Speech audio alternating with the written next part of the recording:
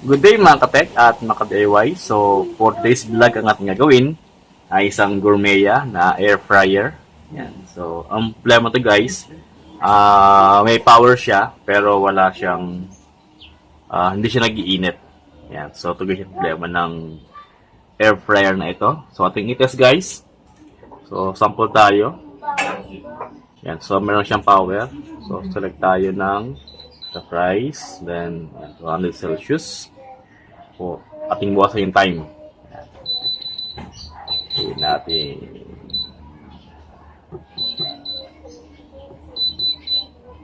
Ulit yung mga 3 minutes. 2 minutes. Ayan. So, para at least ano na yung init. Ayan. So, okay na siya. So, gumana yung kanyang pan. So, at lang hintayin kung mag-init siya.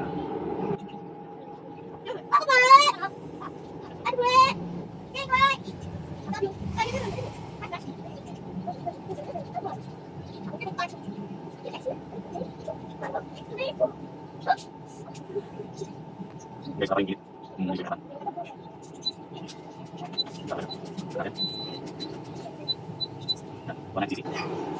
Pero wala pa rin guys. Yung kanyang init sa likod niya, sa pan niya, ay hindi nagbabago, malamig pa rin. So, ito guys, yung problema ng air fryer na ito, hindi siya nag-iinit, pero good thing may power siya. So, ang ating i-test, ang ating i-test dito ay pwede yung kanyang heating element o yung pinaka sa board niya. Baka hindi nag-on, nag-activate yung kanyang on do sa kanyang board. Kaya nating ginawa nung unang air fryer. Ayan. So, eto guys, ating i-check una kung okay yung kanyang heating element. So, kapag ating connect na walang resistance yung kanyang heating element, ay yun ang ating unang gagawin. So, magpapalit tayo ng heating element. Okay? So, okay guys, ating buksan ito at ating tignan. Yan, no? So, dapat ngayon ay mainit na siya pero wala pa rin siya talagang kainit. Yan. So, ayan, no? Wala, hindi siya mainit. So, ilang ano na rin yun, minuto, hindi pa rin nag-iinit talaga siya. So, okay, ating buksan itong air fryer na ito.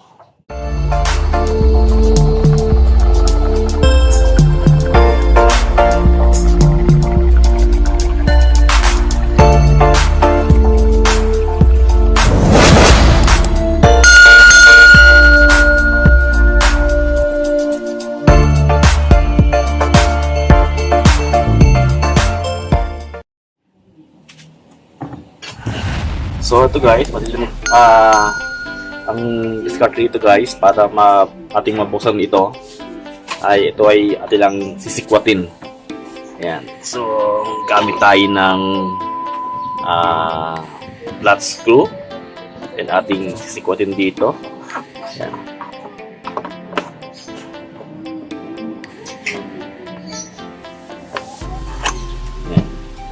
Ganun lang guys yung pag-open nito. So talagang need lang tong sikwatin yung dito pa.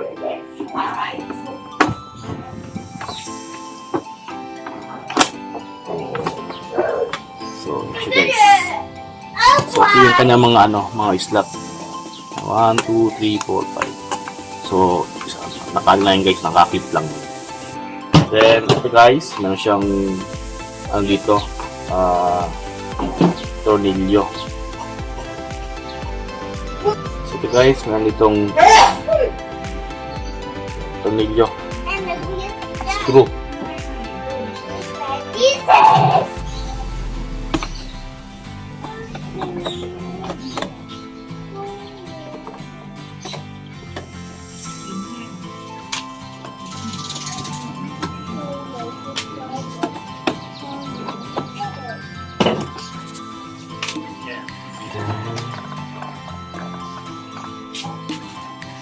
May clip siya dito guys. Tanggalin.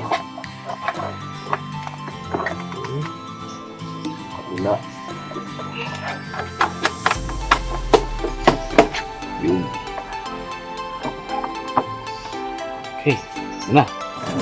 Akin ang tanggal. Yung kanyang wire. Then, apat na screw. Apat na tamang screw uli. Ito. Para ating ma-pull out ito ng pinaka-top cover dito.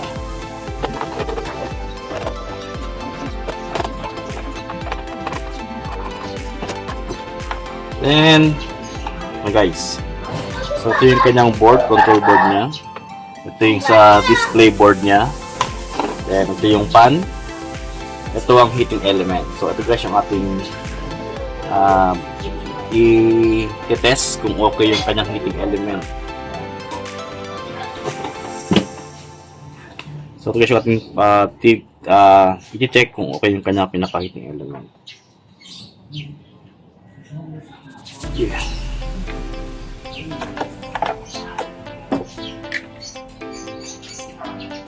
Gamit tayo ng ohms.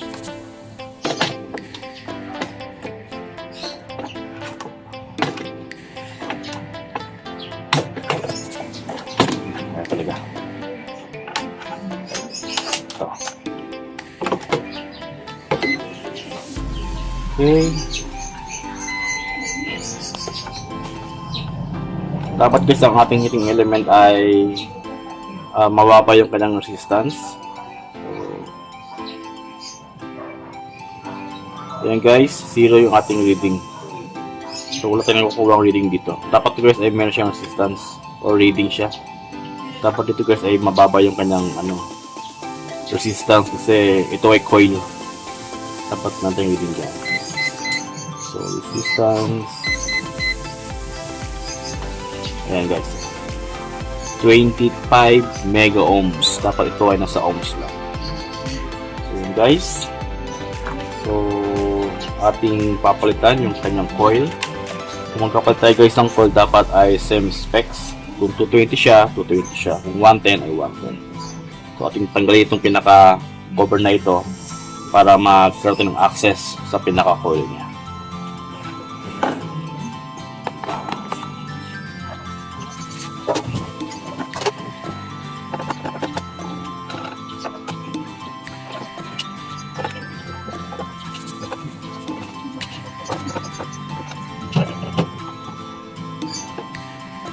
Yun yung kanyang coil guys.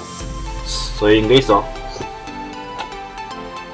kita putol yung kanyang coil. Yun putol siya. So yan so yun guys yung sira ng bakit siya nag-iinit. Talagang visual check. Yan. So atin ang alam na ito yung pinakasira niya, yung pinaka-coil niya. So yun guys, ipapalit tayo ng coil sa air fryer na ito. So yun guys, ito yung ating kapalit na coil. Ayan. So actually may naman ito nabili sa Lazada, Shopee. So i-search nyo lang na air fryer coil. Ayan, heating element. So makakita guys yung ganda. So ito ay 220. Ayan. So ito guys yung ating kapalit na coil dito. So ito yung isa. Ayan. So same naman sila ng ng laki. Yan. So, ito guys yung ating ipapalit.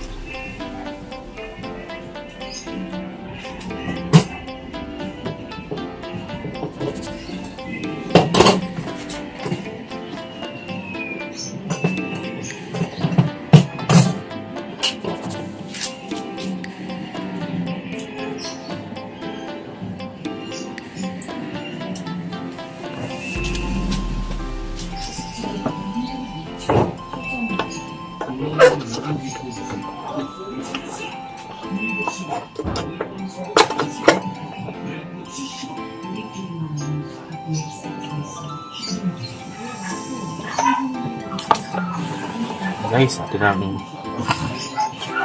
kabit yung bagong coil natin.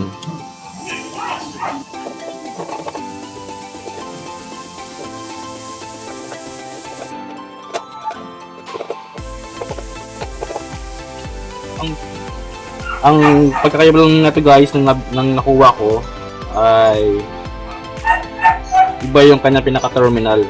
Kasi yung dating nalagay dito ay bolt on siya.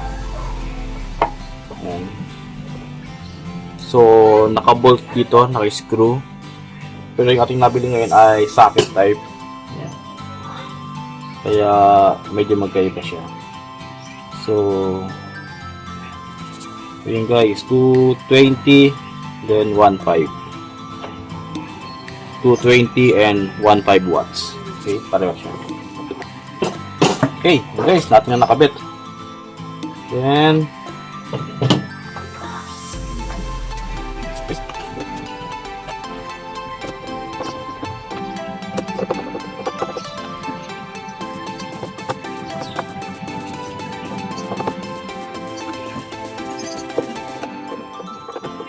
sa akin ay yan. So,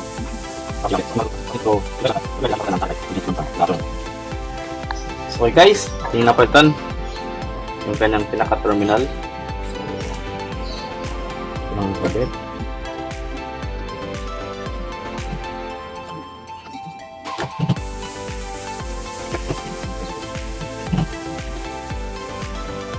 Okay. Guys, ating test. Mag-init na siya.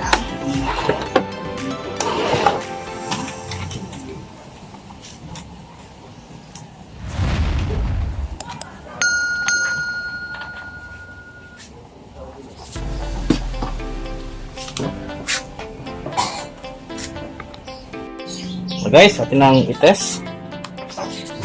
Ayan. So, akin makita yung ating pang-test. Ayan, pang-temperature niya. Sensor. So, tingnan guys kung mag-okay siya. Ayan. So,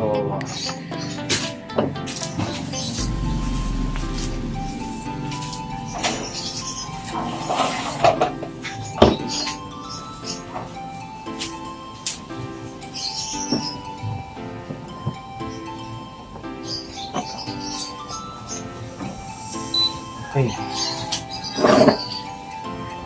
Power on. Okay. So,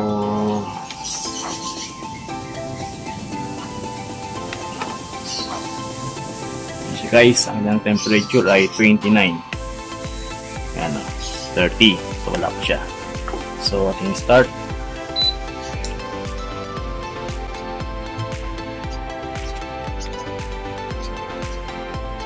Sige na. Ayan.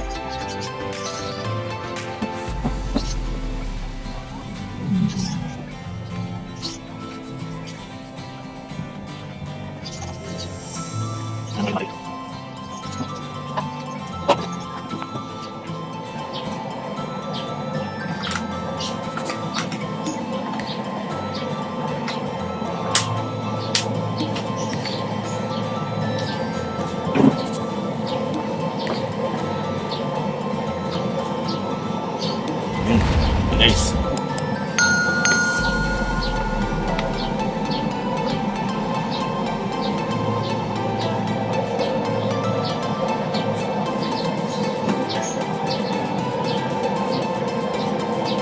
akin na siya. Okay. Dito wala, hindi ko mag-sense dito. Pero dito guys, sa exhaust. Yan. Supply siya. Okay, so okay na. So yun talaga ang problema guys, yung kanyang yung coil niyang sira, kaya umating sa pinalitan ay okay na. Buti coil ang sira at hindi sa board. Mas mahirap ang mag-check sa board. Okay. Tapos nyo guys, mainit siya.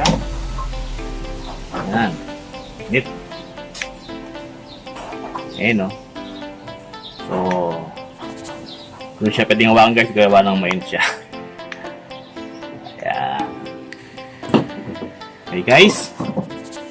So, okay na yung ating ginawang air fryer. At kung gusto nyo guys yung ating ginawa ngayon, ay kindly like, share, and subscribe para sa mga bagong videos na ating gagawin sa ating channel na ito. So kanina, hindi siya nag-iinit, ay okay na siya kasi nga sila yung kanyang pinaka yung kanyang pinaka heating element. So nung nag-collect tayo ay okay na itong ating ginawang air fryer. So guys, muli, kung kayo ay hindi pa nakasubscribe, ay please subscribe, like, and share na rin sa ating video na ito. Okay guys, God bless mga kabuting.